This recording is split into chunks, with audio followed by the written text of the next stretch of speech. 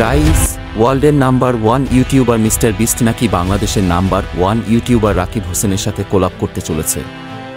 Mister Beast নাকি রাকিবকে ইনস্টাতে ফলো দিয়েছে। By the way, are you kidding me? মানে এগুলা কি আদৌ সত্যি নাকি সব ভুয়া? কারণ মিস্টার বিস্টের মতো number 1 YouTuber in the world কেন এত দেশ থাকতে বাংলাদেশের ইউটিউবারদের সাথে কেন কোলাব করবে? যদি আরও ভেঙে বলতে চাই, রাকিব হোসেনই বা কেন? আরও তো অনেক ভালো কন্টেন্ট ক্রিয়েটর ছিল। তো যাই হোক, আপনাদেরও যদি আমার মতো প্রথমে বিশ্বাস না হয় তবে প্রমাণ দেখে আসি। সাথে এও জেনে নিই রাকিব হোসেন তার হেটার্সদেরকে নিয়ে কি বললেন।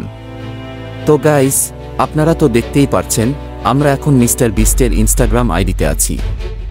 তো এখন রাকিব হোসেন লিখে সার্চ করে দেখি তার নাম সত্যিই আসে কিনা। গাইস, এ কি? সত্যিই তো মিস্টার বিস্ট রাকিব হোসেনকে ইনস্টাগ্রামে ফলো দিয়ে রেখেছে। তো ঠিক কী কারণে মিস্টার বিস্ট রাকিবকে ফলো দিল তা না জানা গেলেও ধারণা করা হচ্ছে হয়তো মিস্টার বিস্ট প্রত্যেক দেশের টপ ইন্ডিভিজুয়াল ইউটিউবারদের নিয়ে কাজ করতে চান, যাতে করে প্রত্যেকটা দেশেই তার এক স্ট্রং ফ্যান বেস গড়ে ওঠে। কারণ সম্প্রতি রাকিব গোল্ডেন প্লে বাটন পান ও বর্তমানে তার সাবস্ক্রাইবার সংখ্যা 15 মিলিয়ন প্লাস। হতে পারে এজন্যই রাকিবের সাথে কোলাব করতে যাচ্ছে মিস্টার বিস্ট।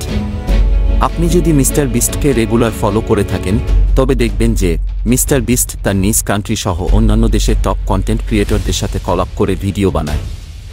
তো যাই হোক, রাকিব হোসেনের জন্য সত্যিই এটা একটা প্রাউড মোমেন্ট যে ওয়ার্ল্ডের নাম্বার 1 ইউটিউবার তার সাথে কোলাবের জন্য আগ্রহ প্রকাশ করেছে।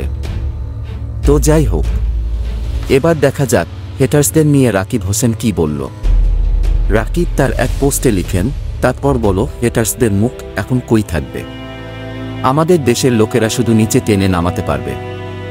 ওয়ার্ল্ডের নাম্বার 1 ইউটিউবার পর্যন্ত আমাদের সাপোর্ট করছে। Something coming soon. তো যাই হোক, আপনাদের যদি ভিডিওটি ভালো লেগে থাকে তবে লাইক ও সাবস্ক্রাইব করে পাশে থাকবেন। ধন্যবাদ।